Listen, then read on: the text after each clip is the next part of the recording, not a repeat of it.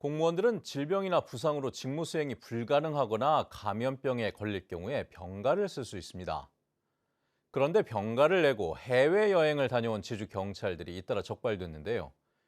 길게는 한 달 동안 유럽 여행을 다녀왔는데 징계를 받은 사람이 아무도 없었습니다. 이따금 기자의 보도입니다. 경찰청이 지난 7월 전국 시도경찰청으로 보낸 공직기강 관련 특별점검 지시, 병가 중 해외여행 여부를 점검한다는 계획이 담겨 있습니다. 이 지시에 따라 제주경찰청은 2022년 7월부터 병가를 낸 경찰 477명의 출입국 기록을 조사했습니다. 조사 결과 병가를 내고 해외여행을 다녀온 경찰은 모두 4명. 지구대에 근무하는 한 경찰 공무원은 58일 동안 병가를 내고 한 달 동안 프랑스를 다녀왔습니다. 간부 경찰관 1명은 29일 병가에 열흘 동안 유럽 여행을 다녀온 뒤 올해도 6일 병가를 내고 베트남 여행을 갔습니다. 나머지 2명도 병가 중 싱가포르와 일본 여행을 다녀왔습니다. 맞는데 뭐 할 말 있겠습니까? 틀린 거 잘못된 거 잘못됐다고 하는 거고 그거는 할 말 있겠습니까? 당사자들은 내부 감사에서 행정착오로 병가가 잘못 처리됐거나 정신적 치유를 위해 해외여행을 다녀왔다고 소명했습니다. 그러나 경찰은 병가 중 해외여행을 다녀온 4명에게 아무런 징계도 내리지 않았습니다. 또 병가 기간에 정상적으로 나간 월급을 환수하지 않고 2명에게만 징계에 포함되지 않은 주의를 주고 끝냈습니다. 제주경찰청은 스트레스 등 정신적 이유로 병가를 낼 경우 해외여행을 가서 심리적 안정을 취할 필요가 있다고 판단해 징계를 하지 않았다고 밝혔습니다.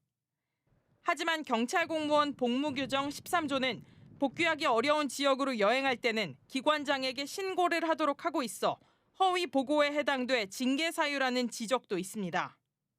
해외여행 사유를 명확하게 소명하고 해야 되겠죠. 그 잘못된 내용으로 허가를 받아서 간다는 거는 그건 허위 사실 입각이기 때문에 징계 사유가 되는 거죠. 한편 내부 감사 과정에서 한 간부 경찰관은 출입국 외국인청을 찾아가 기록 조회를 하지 말라고 요청해 협박 논란까지 일었고 감사팀장과 다툼을 벌여 두 사람 모두 인사조치가 내려지는 등 물의를 빚기도 했습니다. MBC 뉴스 이따금입니다. 도내 한 교차로에서 횡단보도를 건너던 여성이 우회전하는 시내버스에 치여 숨지는 사고가 발생했습니다. 이런 사고를 막기 위해 우회전 1단 멈춤 규정이 2년 전에 강화됐는데 그럼에도 사고가 끊이질 않고 있습니다. 김항섭 기자입니다. 횡단보도와 신호등이 있는 제주의 한 교차로. 한 여성이 보행신호에 횡단보도를 건너고 시내버스도 우회전을 시작합니다. 잠시 후 버스가 멈춰서고 경찰차와 구급차가 현장에 도착합니다. 우회전을 하던 시내버스는 보행자를 치고 난 뒤에야 급하게 멈춰섰습니다. 사고가 발생한 건 어제 아침 7시쯤. 제주시 노영동의 한 사거리에서 시내버스가 횡단보도를 건너던 60대 여성을 치었습니다. 이 사고로 머리를 크게 다친 60대 여성이 현장에서 숨졌습니다. 그쪽에는 좀 쓰인 사라지게 되는데 이렇게 바꾸는 순간에 이제 보험자가 나오면서 이렇게 한 사고 같아요. 사고는 횡단보도의 보행신호가 파란불로 바뀐 직후 발생했습니다.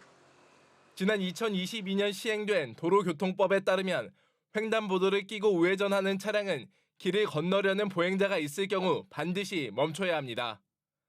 하지만 버스기사는 주변을 살피지 않고 보행자 신호임에도 그대로 운행한 것으로 파악됩니다.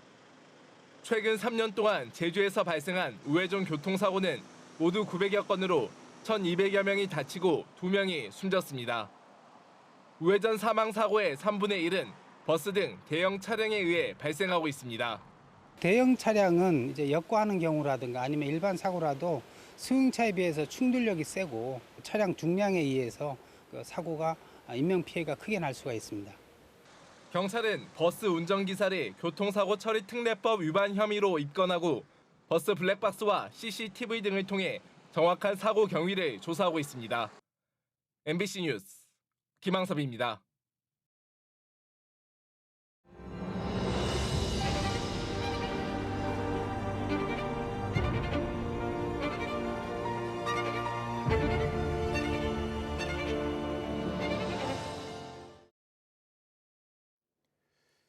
노인 인구의 비중이 늘면서 제주는 원도심과 서귀포 지역이 65세 이상 노인이 전체 인구의 20%를 넘는 초고령 사회에 진입했습니다. 3년 뒤면 제주도 전체가 초고령 사회로 접어들 것으로 예측되고 있는데 여전히 체감도는 낮고 대비가 부족하다는 지적이 나오고 있습니다. 제주 MBC는 초고령 사회를 앞둔 지역사회 실태를 진단하고 대안을 모색하는 기획뉴스를 마련했는데요. 오늘 첫 순서로 급증하는 고령 1인 가구의 실태를 취재해봤습니다. 홍수영 기자입니다. 제주 시내 한 주민센터. 맞춤형 복지팀이 분주하게 움직입니다. 복지 위기 가구 알림 시스템에 신원 미상자가 조회된 겁니다. 대상자 주소는 안 나오지. 신원 미상이니까 대상자는 안 나오고. 주소로 찾아간 원도심의 한 주택. 좁은 계단을 따라 올라간 옥탑방에는 70대 노인이 혼자 살고 있습니다.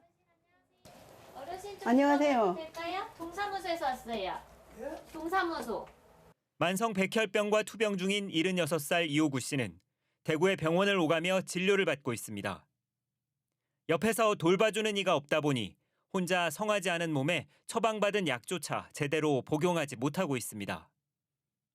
이건 쉽지 않은 문제인데 돌봄 선생님이 이거 오래됐다고 몸버려서 내가 묻는데. 기초생활보장 의료급여 수급자가 아니어서 주민센터 측이 병력을 조회하지 못했고 다행히 혼자 사는 노인 생활지원사의 신고로 상황을 인지하게 됐습니다.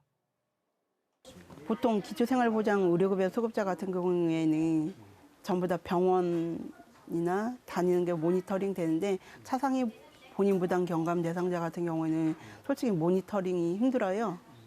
제주 지역 65세 이상 고령자 가구 가운데 1인 가구 비율은 33%. 지금의 40, 50대가 노인 세대로 진입하는 2050년이면 40%에 육박할 전망입니다. 전체 32만 6천여 가구 중 65세 이상 가구가 15만 4천 가구에 이르고 이 중에서도 1인 가구가 5만 8천 가구를 넘을 것이란 예측입니다. 특히 제주는 다른 지역보다 1인 가구의 중장년층 비율이 높아 닥칠 상황에 대비한 돌봄 체계를 서둘러 마련해야 한다는 지적이 나옵니다. 연령 집단별로 구분해서 봤을 때 50에서 64세의 1인 가구 비율이 제주도가 전국보다 월등히 또 높습니다. 예비 노년층인 50에서 64세가 다 노인 연령으로 진입했을 때는 제주 지역의 1인 가구가 크게 또 급격히 증가할 수 있다는 것을 예측해 볼 수 있고요. 다음 시간에는 초고령 사회를 앞두고 심화되고 있는 노인 돌봄의 도농 격차 문제를 살펴봅니다. MBC 뉴스 홍수현입니다.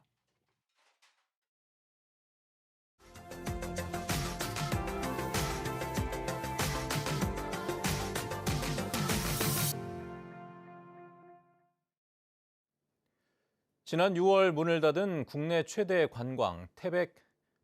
태백 장성광업소에서 지난 100년의 역사를 잊지 말고 앞으로 새로운 에너지 시대 100년을 열자는 기념 행사가 열렸습니다. 오는 20일까지 장성광업소의 88년 역사를 간직한 전시도 이어집니다. 김인성 기자입니다. 태백 장성광업소는 일제강점기였던 1930년대 개발된 이후 1980년대엔 직원 6천여 명이 근무하기도 한 국내 최대 규모 광업소였습니다. 지금까지 88년간 9,400만 톤의 석탄을 생산하며 대한민국의 산업화에 혁혁한 공을 세웠습니다. 여기엔 사망자 574명을 비롯해 2만 명이 넘는 재해를 당한 광부들의 희생이 뒷받침됐습니다. 광부의 딸로 살아온 세월이 어느새 65년입니다.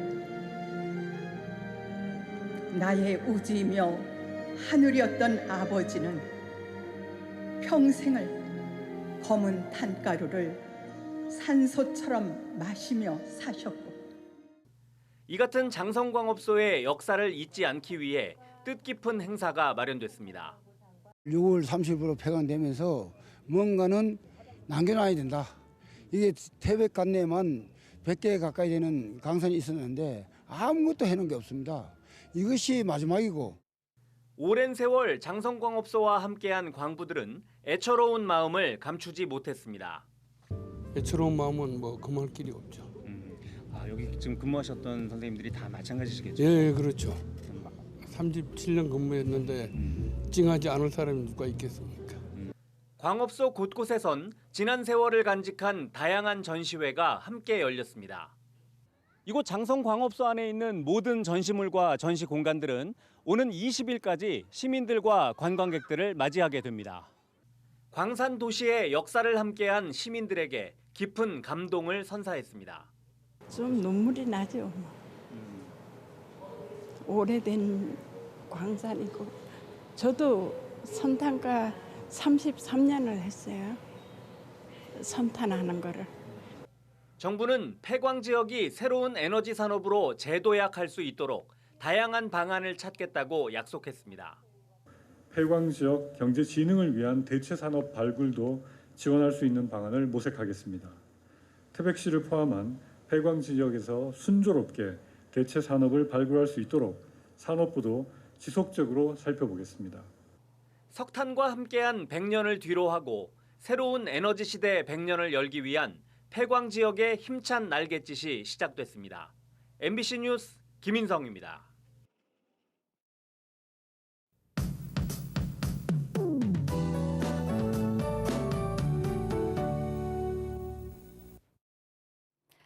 밤사이 많이 더우셨죠. 가을이 무색하게 늦더위가 기승을 부리고 있습니다.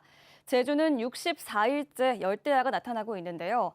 현재 대기 상층에 있는 티베트 고기압과 지상에 있는 고기압으로 인해서 두꺼운 이불 2겹을 계속 덮고 있는 상태고요. 바다에서 더운 공기가 유입되고 있기 때문입니다. 제주도는 산지를 제외하고 폭염주의보가 발효 중입니다. 낮 체감 온도가 33도 내외로 올라서 덥겠고 밤낮으로 후텁지근하겠습니다. 오늘 낮부터는 기압골의 영향으로 비가 가끔 내리겠는데요. 내일까지 이어지는 곳이 있겠습니다. 대부분 지역에서 20에서 60mm, 최대 80mm 이상의 많은 비가 오는 곳이 있겠고요. 북부 지역은 상대적으로 비가 조금 내리겠습니다. 10에서 40mm가 예상됩니다. 오늘 구름 낀 날씨를 보이다가 오후부터 흐려지겠습니다. 바람이 강하게 불어서 시설물 관리 잘 해주시기 바랍니다. 아침 현재 기온 어제보다 높습니다. 동부 지역 29도로 시작하고 있고요. 북부와 남부 지역 28도, 서부 지역 26도입니다. 낮 최고 기온은 남부 지역이 33도까지 오르겠습니다. 북부와 서부 지역 32도, 동부 지역 31도, 산간 지역은 25도까지 오르겠습니다. 섬 지역도 맑은 날씨를 보이다가 비양도, 마라도, 가파도는 낮에 비가 내리겠습니다. 바다의 물결은 제주 남쪽 바깥 먼바다를 중심으로 최고 4m까지 매우 높게 일겠고요. 현재 풍랑주의보가 발효 중입니다. 제주 해상에 벼락이 치거나 돌풍이 부는 곳이 있어서 해상 안전사고에 유의하시기 바랍니다. 추석 연휴가 시작되는 주말에는 구름 낀 날씨를 보이겠고 낮더위가 이어지겠습니다. 기상정보였습니다. 제주도 의회 4.3 특별위원회가 한국학력평가원의 한국사 교과서 4.3 기술 부분에서 반란이라는 표현을 삭제하라고 요구했습니다. 도의회는 4.3 희생자를 반란군으로 기술한 것이 4.3 특별법과 진상조사 보고서를 전면 부정하고 희생자와 유족의 명예를 훼손하는 것이라며 제주 지역 국회의원들과 공동 대응하고 교육청과 함께 출판사를 항의 방문하겠다고 밝혔습니다. 농어촌 지역 환자들을 도시 지역 의료진이 화상통신으로 진단하는 의료 취약지 원격 협진 사업이 확대됩니다. 원격 협진 사업은 지난 2019년 가파도와 마라도에 처음 도입됐고 이달부터 서귀포시 서부보건소 관할 보건진료소 11곳으로 확대됐는데 내년 1월부터는 제주 지역 전체 보건진료소 48곳으로 확대됩니다. 오영훈 지사는 서광서 보건진료소를 방문해 협진 시스템을 점검하고 보건복지부와 확대 방안을 논의했습니다. 추석 연휴 기간에 특별 교통 대책이 추진됩니다. 제주도는 추석 연휴 교통 수요 증가에 대비해 오는 14일부터 18일까지 닷새 동안 특별 교통 대책을 마련하고 교통 대책 상황실을 운영합니다. 특히 기상 상황 악화 등의 이유로 제주 공항 내 체류객이 많이 발생할 경우 비상 수송 지침에 따라 전세버스와 택시를 추가로 투입합니다. 또 추석 연휴에 유료 공영 주차장 117군데를 무료로 개방해 도민과 귀성객, 관광객들에게 주차 편의를 제공합니다. 추석 연휴를 맞아 제주 목관화와 민속자연사 박물관에서 민속놀이 체험 행사가 열립니다. 제주목 관아에서는 추석 다음 날인 18일 제기차기와 윷놀이 등을 체험할 수 있는 민속 놀이마당을 열고 수문군 원도심 행진과 수문장, 교대 의식, 전통 무예 시범을 진행합니다. 제주도 민속자연사박물관도 추석 다음 날인 18일 박물관 광장에서 추석 민속 한마당을 진행합니다. 수소 트램 도입을 위한 도민 설명회가 열립니다. 제주도는 오는 12일 오후 2시 제주 웰컴센터에서 수소 트램 도입을 위한 제주 도시 철도망 계획 수립 용역 착수와 관련한 도민 설명회를 개최합니다. 이번 도민 설명회는 제주 최초의 도시 철도망 계획 도입에 대한 이해를 돕기 위해 특별 강연과 용역 추진 계획 설명, 질의응답 순으로 진행됩니다. 제주도는 지난 7월부터 예산 7억 원을 투입해 제주 도시 철도망 구축 관련 용역을 시작했고 내년 말까지 도민 설명회와 최종 보고회를 거쳐 2026년 정부의 예비 타당성 대상 사업으로 신청할 계획입니다.